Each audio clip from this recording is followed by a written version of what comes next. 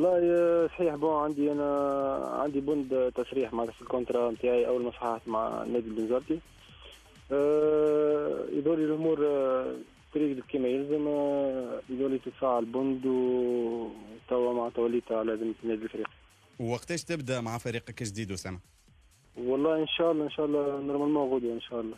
أسامة، لاحظنا برشا كلام بعد توقيعك الافريقي في شبكات التواصل الاجتماعي وغضب من جماهير الترجي على قرارك بالانتقال للكلوب، شنو ترد ولا شنو تجاوب على الكلام اللي تقال هذا؟ والله صحيح. واحد اول حاجه ديك الكوره شفت معناتها صحيح جمهور بيان سور، خاطر انا مهما يكون معناتها تربيت في الترجي ودبل الترجي. نحب نقول رايي ذي كوره كل شيء بالمكتوب، والكوره ذي احتراف.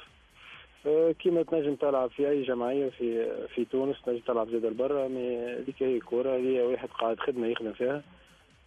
تعرف الجوار كاريرو صغير، ماهوش برشا. والله شو نقول لك معناتها هذيك هي الكورة.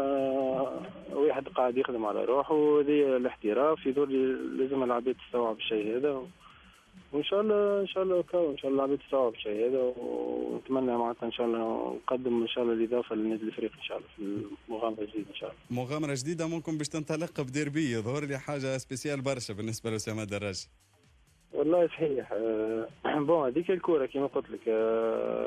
كل شيء بالكذبة. واحد يدولي حاجة عادية.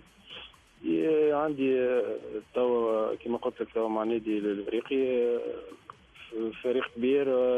ديجا راك شفته معناتها ديما في المراتب الاولانيين. وان شاء الله الاوبجيكتيف ان شاء الله واحد فيكون انه باش يكون بيان سور في يعطي ما عنده، وعلاش لا يفرح ويقدم القدام ان شاء الله.